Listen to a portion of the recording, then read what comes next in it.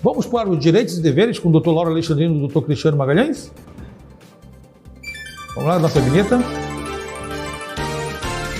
Direitos e deveres, com os juízes Dr. Lauro Alexandrino e Dr. Cristiano Magalhães.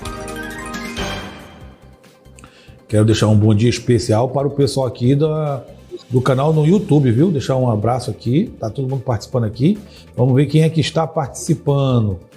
Roberto Gonçalves, olha, cobra uma educação no trânsito no sentido faixa de pedestre e sobre as mudanças no trânsito de Capanema. Olha, Roberto Gonçalves, muito bom, pertinente, viu? Bom dia para ele. Josué, bom dia. Francilena, bom dia. Olha, o doutor Cristiano já está aqui com os fãs dele aqui já está aqui no chat aqui, ó. Doutor Cristiano que tem aí um fã-clube. Doutor Cristiano, doutor Lauro, bom dia. Tudo bom, doutor Lauro? Bom dia, Judene, bom dia, Cristiano, bom dia a todos que nos acompanham. Tudo bem, graças a Deus. Bom dia, doutor Cristiano, tudo bem? Bom dia, Judene, bom dia, meu amigo Lauro aí, bom dia o pessoal aí no chat aí, né, que eu já mandei uma mensagem aí pra todo mundo aí. Tô vendo aí, seu fã-clube daqui. Eu fui cobrado aqui para mandar um abraço pro pessoal da PM aí, ó. Pessoal da PM de Igarapé-Açu que fica me ouvindo aí. Um abraço para todo mundo aí, viu, pessoal? Um ótimo sábado aí para você. E pelo jeito fez até a barba para mandar esse abraço, né? Barba feia. E falar nisso, doutor Cristiano, deixa eu começar pelo senhor. Pedir para o nosso decano licença para me começar com o doutor Cristiano. Doutor Cristiano, o senhor sabe me dizer se o Paysandu subiu para a Série B?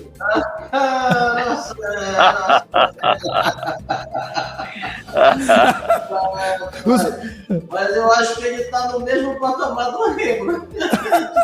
Morrendo abraçado. Eu ia te perguntar no sábado passado, eu acabei esquecendo. Doutor Lauro, o senhor tem conhecimento se o Paysandu subiu para a Série B? Rapaz, onde é que fica essa Série B? Eu acho que não, viu? Eu também acho que não. Os dois estão na mesma panela, estão no mesmo nível. Querem ficar juntos, unidos. Realmente foi um...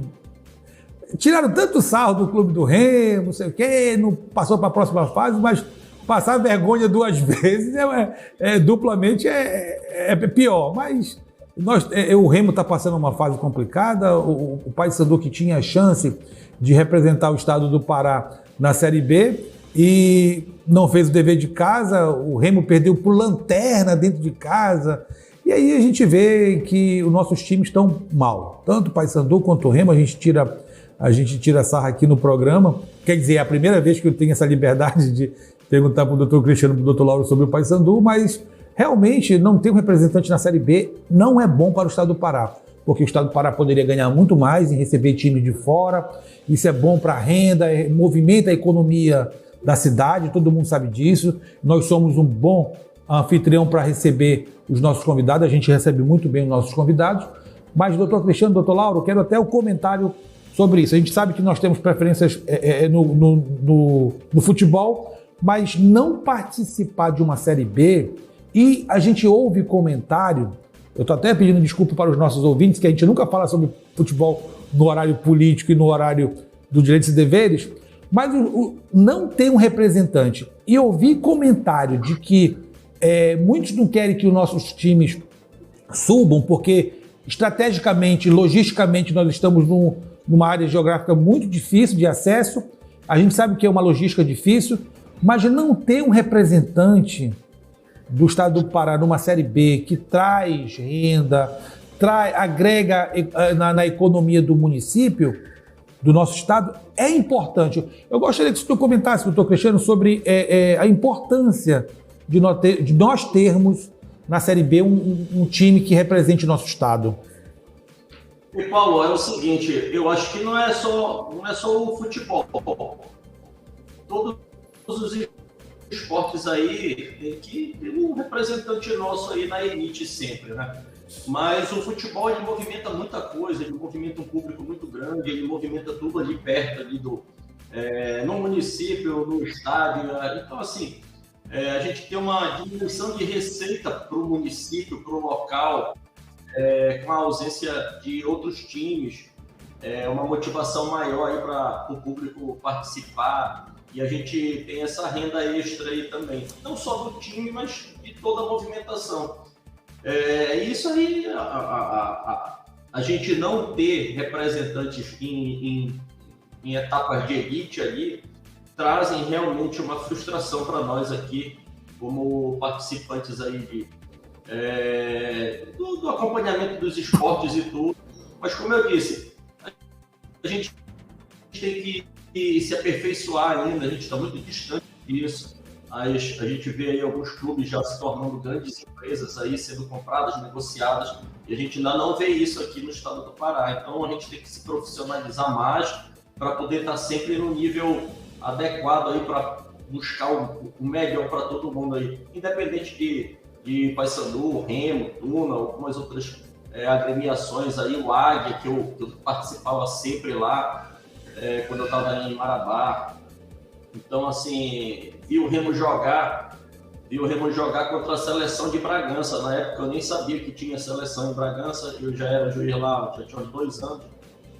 Então, assim, você ter essa dificuldade de levar o time para um lugar pequeno ali, ao invés de levar para um jogo, sei, Rio de Janeiro, e ao mesmo tempo trazer o jogo para cá. Então, é importante para nós, né?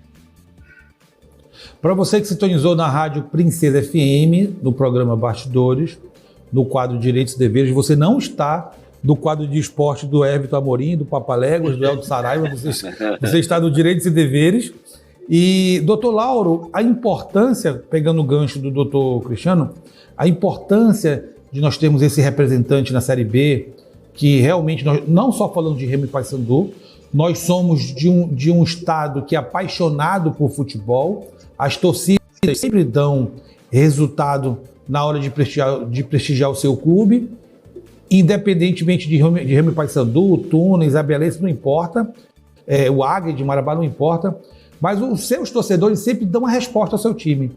E os times sempre, quase sempre, agora com esse resultado, não deram a resposta para a sua torcida, que não fizeram o dever de casa.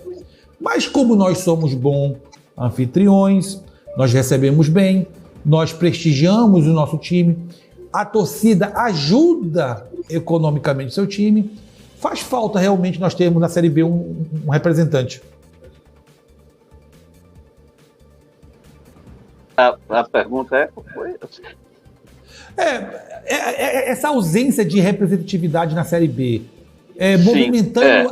movimentando a economia do estado, da cidade, trazendo pessoas de fora, conhecendo as nossas belezas, a nossa gastronomia, a nossa receptividade, nós somos bons anfitriões, faz falta realmente na Série B um representante.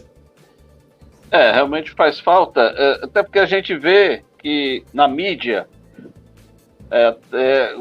você vai ver a transmissão de jogos ou de gols, vai sempre até a Série B, ou seja, coloca o Estado em evidência, leva realmente para o Brasil todo essa figura do nosso Estado e de todos os estados que estão envolvidos nesse campeonato, nos jogos da Série B.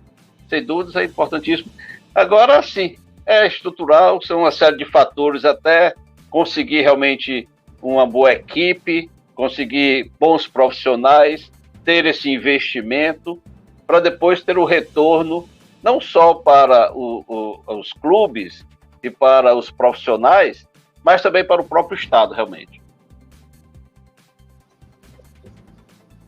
Você não está no programa de esporte.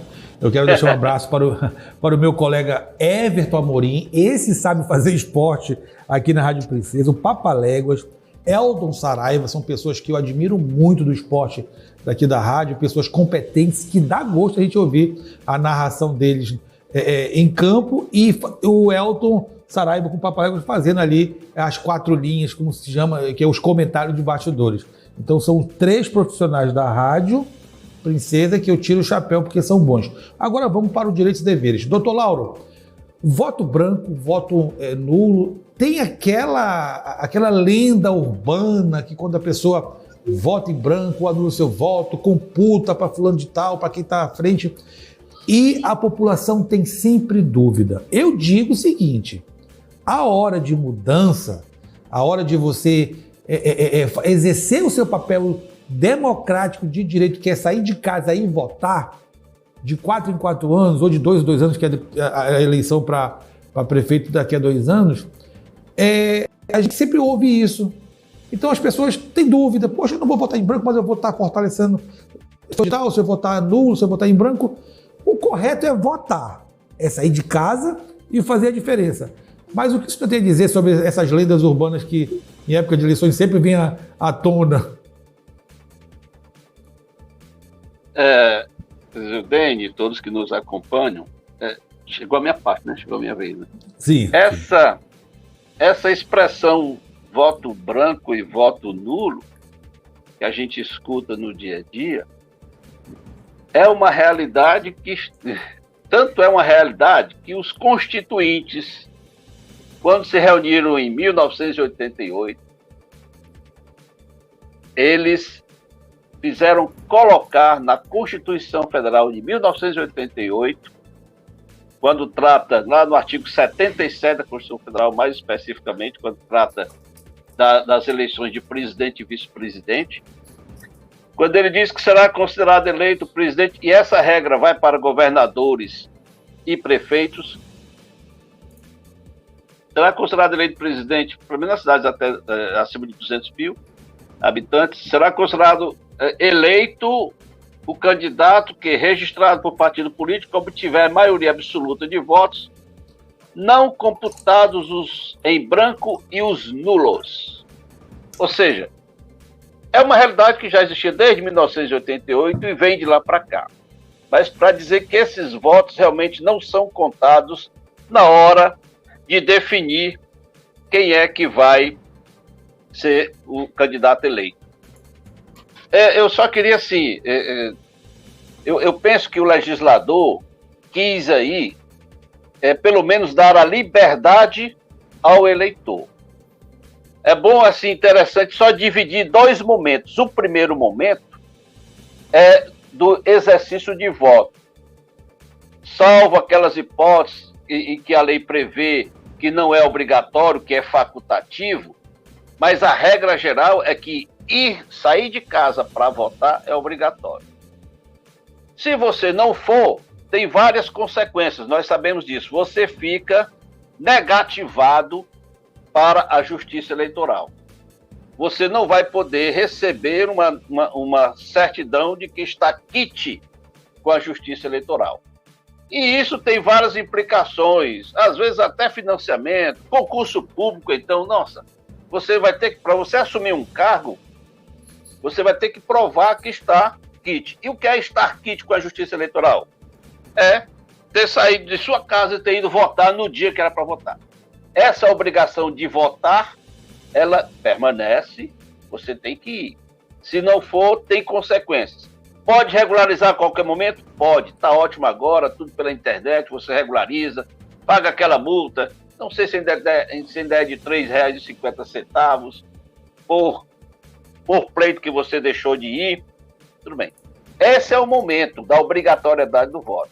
O outro momento é quando você chega diante da urna. Quando você chega diante da urna, é o que a Constituição prevê, voto branco e nulo. Tanto é que lá está a teclazinha na urna eletrônica do branco.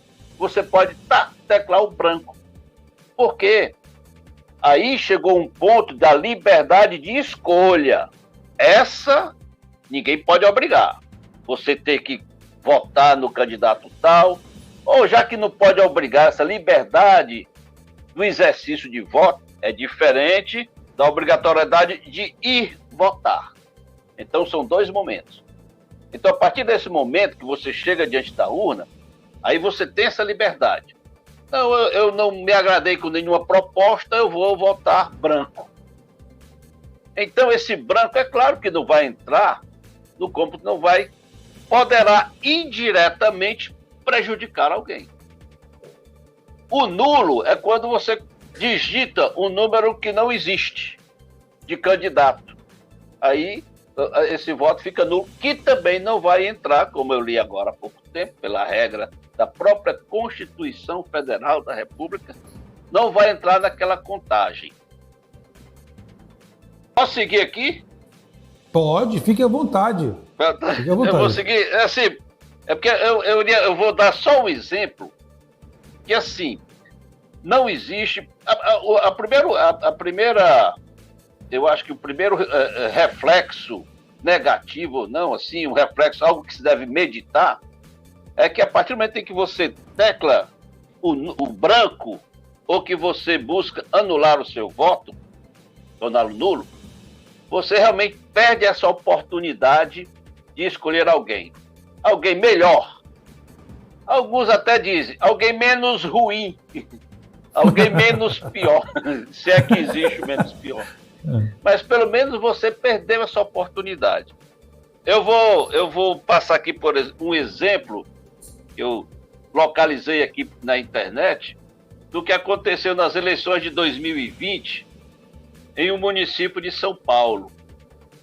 Piquerobi, o nome do município, parece, não sei se essa é a pronúncia.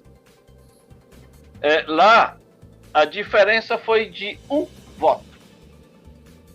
Apenas um voto. O candidato, que é uma candidata, Adriana Dubó, eu acho que é, mas ele deve estar acompanhando. A Adriana Dubó, ela foi eleita com 1.289 votos. E o Gustavo Mateus, que eram só 2 candidatos, ele recebeu 1.288 votos. Veja a diferença que um voto faz. Ah, não, eu vou anular meu voto, então eu vou votar branco, lá vou colocar branco. São muitos votos aí. Mas numa situação como essa, só dando um exemplo, pode acontecer? Pode acontecer, mas isso só demonstra a importância de um voto. E o detalhe, viu? Nesse município, nessas eleições, foram 17 votos brancos e 72 votos nulos. Caramba! Isso quer dizer que 89 pessoas foram lá diante da urna e ou anularam o seu voto ou votaram em branco. 2 desses já mudaria, porque se desse empate, pela regra, vence e fica eleito o mais idoso, o mais velho. Mais idoso, No caso, seria pela idade. No caso, a Adriana ainda levaria, porque ela estava com 44 anos e outro candidato com 33. Mas 2 votos, por menos, desses que votaram em branco, desses que votaram nulo, se 2 tivessem votado no candidato que perdeu, ele ganharia. Apenas 2. Só para você ver, eu quis repassar isso, a importância que tem esse votar.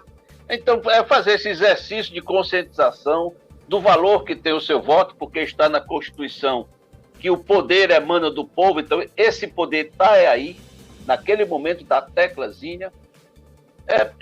Para iniciar a conversa, foi esse o meu recado, a minha abordagem. Mas eu vou pegar um gancho do que o senhor falou, antes de eu passar a bola para o doutor Cristiano, que aqui em Capanema, o vereador Serra, ele empatou na votação, na primeira eleição dele ele empatou, e na hora de decidiu justamente pela idade. Então, perdeu para um voto. Faz a diferença. Então, ele viveu na pele, isso daí, hoje ele elegeu, então sabe da importância que faz a diferença de um voto.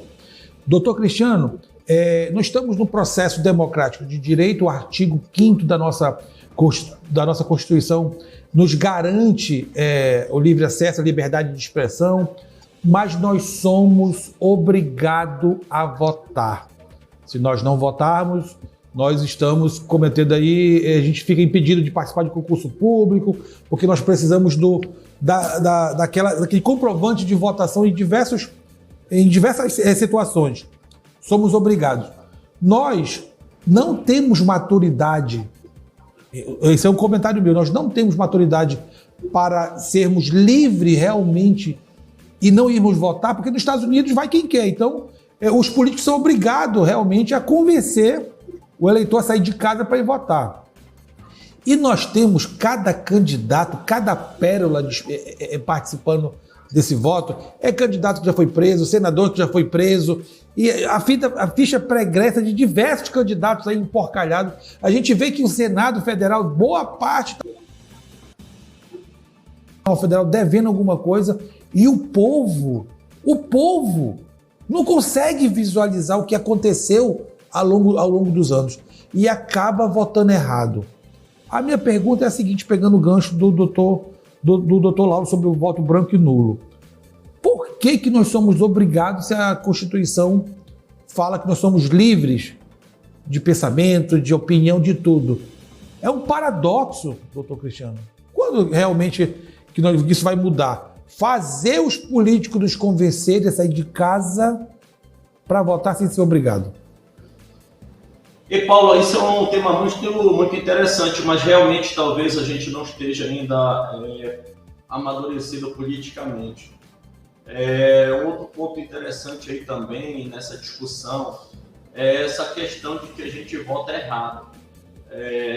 O problema, eu acho que não é o voto errado, são esses votos de legenda, que às vezes a gente até vota no candidato certo, só que o candidato não é o candidato que está sendo eleito. Nós temos estatisticamente aí mais ou menos uns 10%, 20% no máximo aí na Câmara Federal de candidatos que foram efetivamente eleitos pelo voto direto do eleitor. Os demais eles são pinçados em razão de legendas, de votos de legendas e tudo, e aí a partir do momento que o partido alcança um certo nível para fazer um deputado, aquele mais votado dentro do partido é o que vai ser eleito. Não é o candidato que está sendo mais votado que está sendo eleito. Então, assim, nós ainda temos essas diferenças aí. Mas é uma realidade totalmente diversa dos Estados Unidos. Eu tinha um amigo que morava lá nos Estados Unidos e um dia eu pedi para ele me dar uma camisa do candidato americano lá. Isso faz uns 20 anos, 15 anos. E ele disse, não, eu vou te dar, mas desde que tu me dê $25, que foi quanto eu paguei. Então, assim, a campanha lá é diferente, as coisas são diferentes e assim, falta uma modificação grande aqui em termos de legislação eleitoral, na forma de eleição, na forma de votação. Mas o que temos hoje é um processo bem razoável aí para a eleição dos titulares do poder, aí, dos que vão nos representar. Lembrando que quem representa o povo são os deputados. Os senadores representam o Estado.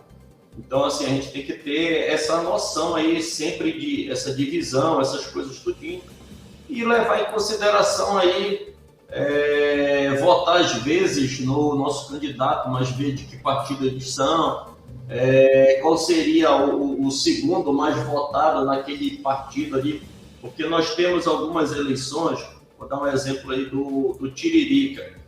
O Tiririca teve mais de 1 milhão de votos. Então, você tem um coeficiente eleitoral para fazer um deputado, digamos. Como o Tiririca sozinho bateu, eu acho que uns 5 coeficientes desse, os candidatos mais votados do partido dele foram eleitos em detrimento de outros candidatos que tiveram mais votos. Então, isso é uma situação que a gente, às vezes, o eleitor não tem essa noção. Então, quando a gente diz hoje, escolhe certo o teu candidato, vota certo. Às vezes, o teu candidato, apesar de uma quantidade enorme de votos, não foi eleito porque o partido dele não alcançou uma legenda, um número de votos suficiente para fazer o candidato. Então, hoje, Paulo, ainda é muito difícil você dizer isso e conseguir fazer com que o seu candidato, às vezes, seja o eleito. Nós temos essa diferença ainda aí.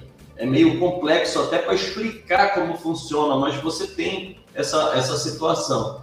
E pegando o gancho ainda agora com o que o Dr. Lauro estava falando e da pergunta do Dr. Lauro, nós tínhamos sim, nós ainda temos às vezes essa ideia de que se alcançar os votos nulos, mais de 50%, a eleição ela seria anulada. Só que não é simplesmente, eu vou lá anular meu voto e tudo.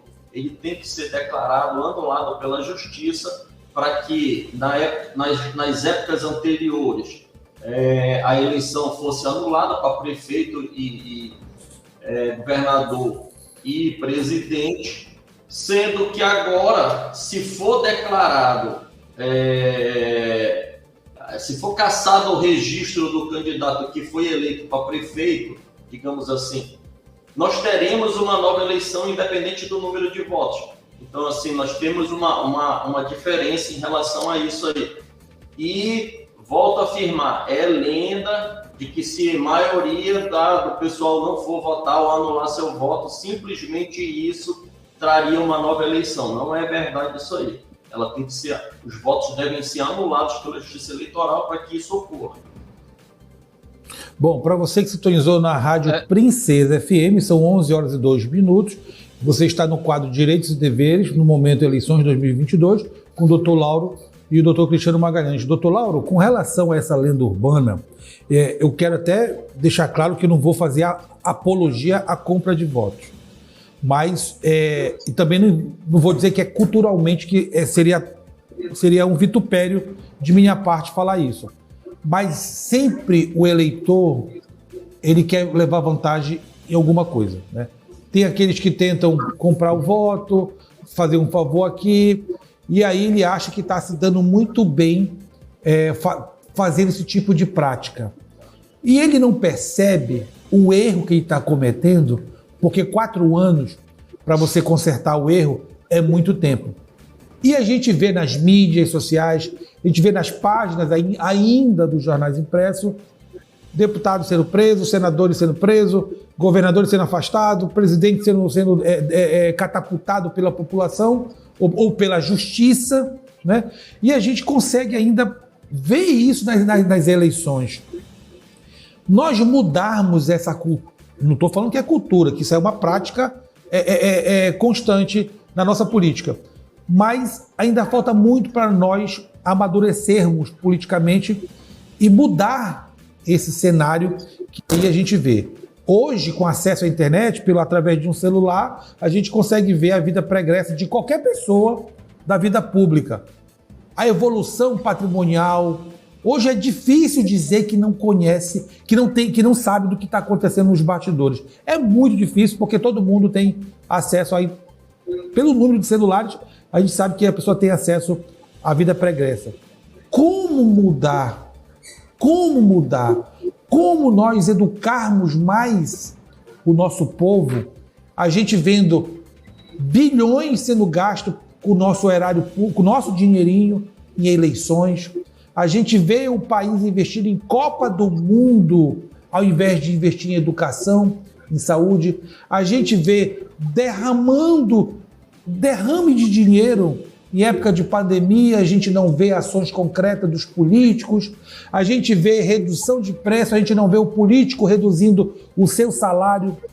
É tanto paradoxo, é tanta coisa que a gente ouve ao longo dos anos e o povo ainda não consegue visualizar que é um erro grande comprar voto, vender o seu voto. Como mudar? Como educar o nosso povo para que isso não aconteça mais, doutor Lauro? Muito bem, Zildene. Você tocou no ponto da educação, no campo da educação política aí a gente vê os analfabetos políticos, né, nesse ponto assim. Mas antes eu vou só voltar um pouquinho naquilo que você questionou também sobre, e depois a questão da nulidade de voto e nulidade de votação. São duas situações distintas. E a questão que você colocou de uma provável contradição entre a obrigatoriedade de votar com a liberdade que cada um tem, e a Constituição garante essa liberdade. Você colocou essa contradição aí. Quando eu comecei a falar e que eu coloquei a diferença daquelas duas situações, de você ir até a urna, aí é obrigatório. Essa obrigatoriedade do ato de votar, do exercício do sufrágio universal. Mas a lei e ninguém pode mandar na tua consciência, na sua mente, né, nas suas decisões. Existe sim essa liberdade. Ela é reconhecida exatamente nesse momento em que você decidiu votar branco. Ou seja, exerceu essa liberdade. Agora, é certo que em alguns países não é obrigatório você ir votar. Até porque, de repente, você pode dizer, tá bom, eu vou cumprir o que vocês estão me mandando, que é ir lá na votação, mas eu vou chegar lá e vou colocar branco. Pronto, tanto faz eu ter ficado em casa, até porque as abstenções, exatamente daqueles que ficam em casa, no exemplo que eu dei há pouco tempo, por exemplo, 17 votos brancos, 72 nulos, e tiveram 237 abstenções. Isso são no universo de 2.900 eleitores. Ou seja, as abstenções é exatamente aquele pessoal que não cumpriu a obrigatoriedade de ir até a urna. Os votos nulos e brancos é exatamente aquele pessoal que cumpriu a obrigatoriedade, mas teve a liberdade de não votar em ninguém. Ou seja, não há sim um respeito a essa liberdade para o momento do voto. Se você decidiu, por consciência própria, anular, ele não é contado para nada, nem mesmo para novas eleições, nem para coisa nenhuma. Na verdade, a nulidade da votação, a nulidade daquele pleito eleitoral, está exatamente no que você falou, por exemplo, a falta de consciência política, a falta de formação política, a falta, muitas vezes, de honestidade na disputa eleitoral. Quando se compra um voto, se oferece o voto, quando se vende um voto, aí sim a justiça vai, declara aqueles votos que são, em tese ali, válidos, porque a pessoa saiu da sua casa, digitou o número do candidato e voltou para a sua casa, aquele voto é válido.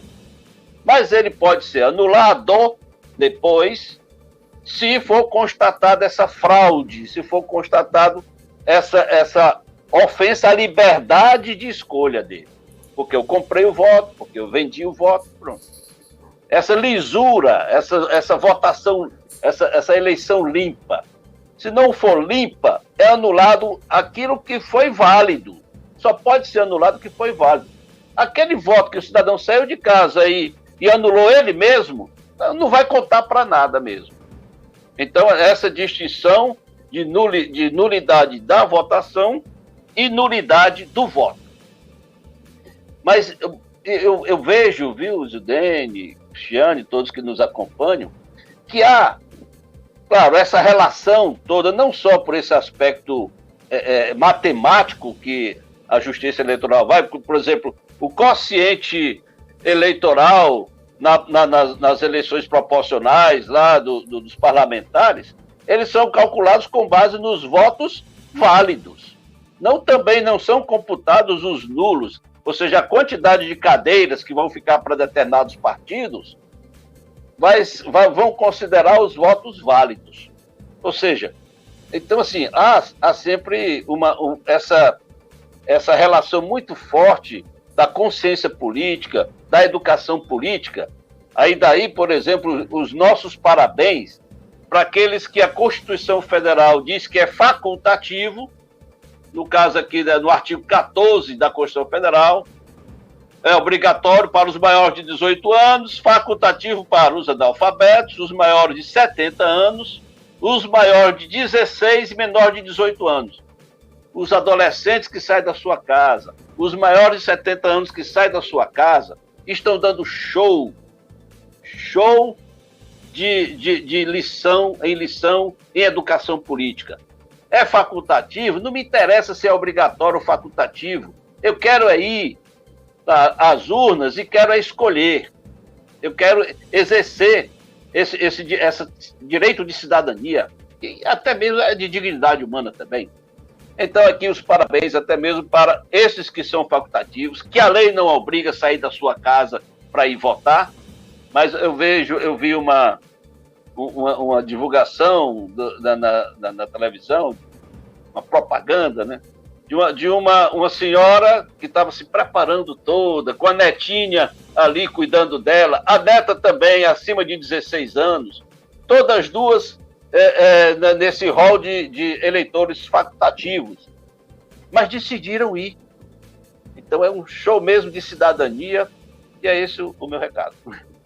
Doutor Cristiano, como o doutor Lauro falou sobre analfabeto político, gostaria que você comentasse aí a fala do doutor Lauro sobre essa nossa democracia.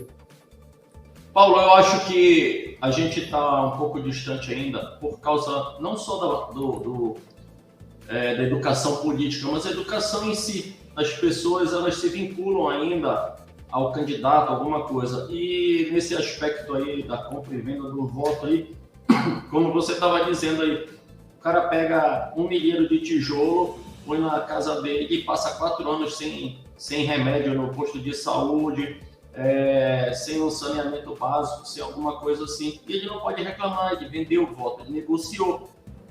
Então, se aquilo for um negócio e a população ainda não tiver essa percepção aí, nós vamos continuar do jeito que está. A gente percebe, às vezes, a pessoa ali aparentemente foi negociar o voto e depois ele tem que questionar a situação toda de governo, se está bom, se está ruim, de não sei o quê, eu sou de um lado, eu sou do outro.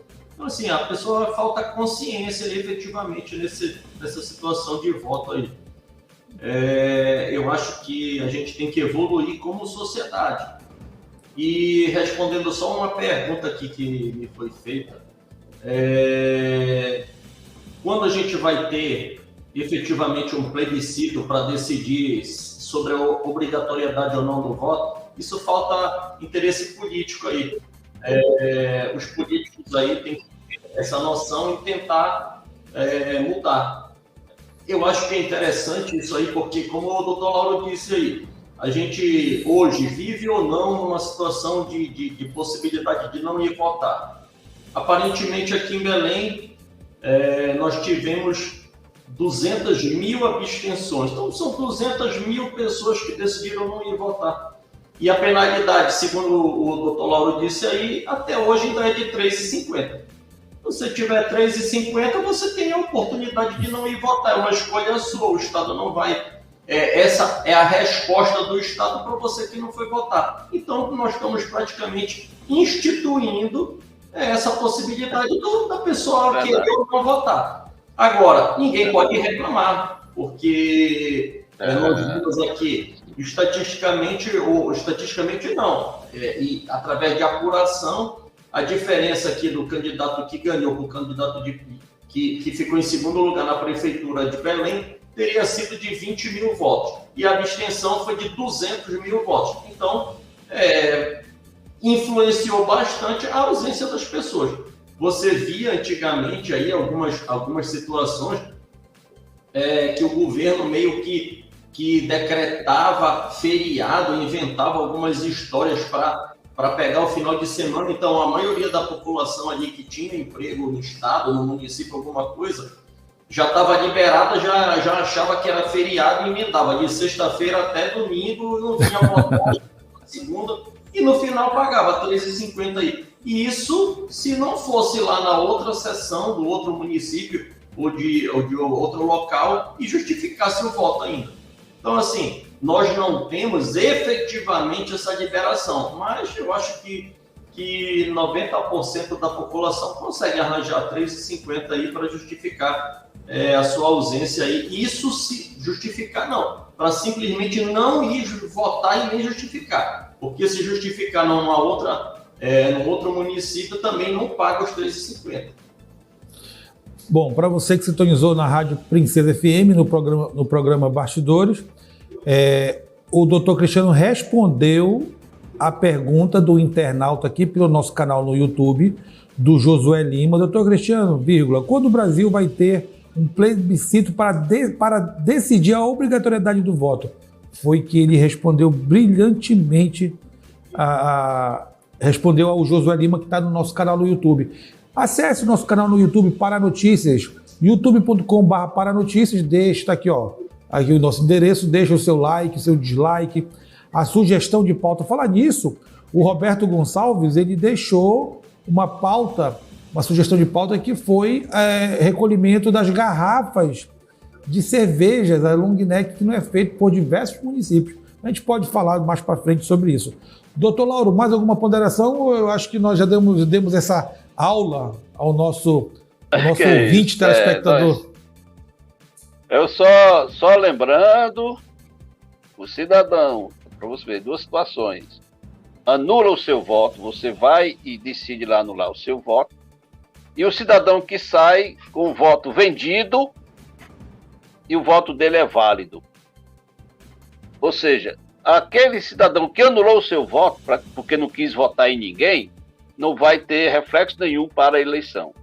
Mas, às vezes, por causa da compra de um voto, anula-se todos aqueles outros votos que foram válidos para aquele candidato. É muito séria a questão da honestidade e da limpeza nas eleições. E, mais uma vez, reforço, parabéns para aqueles que são facultativos, para os adolescentes, vamos lá, principalmente os adolescentes, e para as pessoas acima de 70 anos que saem de suas casas para votar. Fica aqui o meu reconhecimento aí mesmo, dessa dignidade e desta lição de cidadania que nós todos agradecemos. Doutor Cristiano. Dizer para todos os ouvintes aí, é uma situação que geralmente é costume e que a Justiça Eleitoral hoje vai tentar diminuir que aconteça. Em todas as eleições, a gente tinha aquela situação de que o eleitor dizia, o meu candidato não apareceu. Então, o que é que a Justiça Eleitoral fez? Aparentemente fez um possível, digamos assim, um atraso ou uma modificação ali na urna. Então, o que acontece? Quando você digita o seu candidato, você não pode mais digitar e confirmar na hora. A tecla não vai estar habilitada no segundo que você digitar ali seu candidato para você confirmar. Ela vai dar um segundinho ali para que você tenha a visão do seu candidato e confirme. Então, a votação ela vai passar a ter uma demora mínima, mas que possibilita que a foto seja, primeiramente, baixada completamente para que o eleitor veja o seu candidato e possa confirmar. Então, isso foi uma modificação que teve aí. Nós vimos agora nas preparações de urna, quando a gente estava fazendo isso aí, as preparações de urna de São Francisco foram na quarta-feira e as de Igarapé-Açu e Magalhães Barata foram na quinta-feira. Então, nós podemos perceber que houve esse, na linguagem mais moderna, aí, eu não sou tão moderno, mas houve esse delay entre você digitar o seu candidato e poder apertar no verde lá para confirmar. Vai ter essa diferença aí, esse delay, como dizem aí os mais modernos, o Paulo que é moderno aí, vai ter esse delay. É o tempo. Para que você veja o seu candidato e depois não saia dizendo, eu não vi meu candidato, alguma coisa assim. E uma outra... para chegar a imagem. E uma outra coisa que eu queria alertar aí durante essa semana aí, pessoal, eu vou pedir até para a Rádio Princesa aí que bota um alcance gigantesco aí, e para as outras rádios que cobrem lá em Igarapé-Açu, Magalhães Barata e São Francisco, que nós vamos anunciar as sessões eleitorais que foram mudadas aí, porque às vezes alguma complicação, falta de energia elétrica, algum problema lá no local de votação onde a gente tinha. Então, algumas sessões tiveram que ser mudadas. Isso é natural, só que às vezes causa esse desconforto aí para o eleitor. Então, vocês já sabem que algumas sessões elas foram mudadas aí. Eu tenho ciência de que isso aconteceu em alguns locais de votação ali de São Francisco e de Magalhães Barata também. Essa semana, a presidente do TRE vai estar com o pessoal da Equatorial para regularizar a energia elétrica em todos os pontos aí do Pará ou nos locais em que tiver alguma complicação, alguma coisa assim de energia elétrica que eles possam dar essa assistência. Lembrando que mesmo nos locais em que não existe energia elétrica, que hoje são poucos, a gente usa as baterias aí, essas baterias de carro, para alimentar e durar o dia todo, para que todo mundo possa votar. Pode ter certeza que final de semana que vem a eleição começa às 8, termina às 17 e provavelmente até meia-noite a gente já tem o resultado de quem ganhou a eleição. Então eu espero que todos estejam lá. Será muito importante que no nosso próximo programa, eu vou até falar com a Renata da assessoria de comunicação do TRE para saber se a desembargadora quer fazer mais uma participação, que ela tinha deixado no ar, que ela queria participar na véspera da eleição, que era o domingo. E será muito importante para nós essa participação de alertar também a população, o senhor colocar as informações em dia para a população de Igarapé-Açu e Redondezas, seria muito importante. No domingo, a Rádio Princesa vai fazer a transmissão da apuração dos votos. Se os senhores tiver acontecido alguma coisa, quiser fazer alguma participação também, fique à vontade. Nós vamos estar aqui até o encerramento, às 4 horas chega na rádio, e nós vamos ficar até às 5 horas, até fechar as urnas, para a gente estar dizendo quem foi eleito, quem perdeu. Então, já fica aqui o convite, não só para sábado, mas para o domingo, se o senhor quiser atualizar a população em tempo real, com o alcance gigantesco da Rádio Princesa, vai estar aberto o microfone para os senhores também no domingo, tá bom? Então, eu agradeço o doutor Lauro. Doutor Lauro, agradeço a sua participação neste sábado. No próximo estaremos aqui marcando presença. Doutor Cristiano, sábado também a gente está aqui marcando presença, e no domingo. Certo. E Paulo, só avisando aí, o Ricardo Cefedi teve um problema e por isso ele não pôde participar com a gente hoje aqui. Tentei falar com ele, trazer ele aqui para que ele fale sobre a tributação aí do minério. Sim, do minério, sim. Ele teve essa complicação, o Estado é muito grande, não para, e ele é o procurador-geral do Estado aí, teve outras atividades aí, mas a oportunidade ficou aberta assim que ele conseguiu um tempinho para poder vir aí com a gente. Então, ótimo fim de semana para todo mundo aí, um ótimo sábado. Um abraço. Cuidado para todo mundo aí. Obrigado, doutor Lauro. Cristiano, obrigado.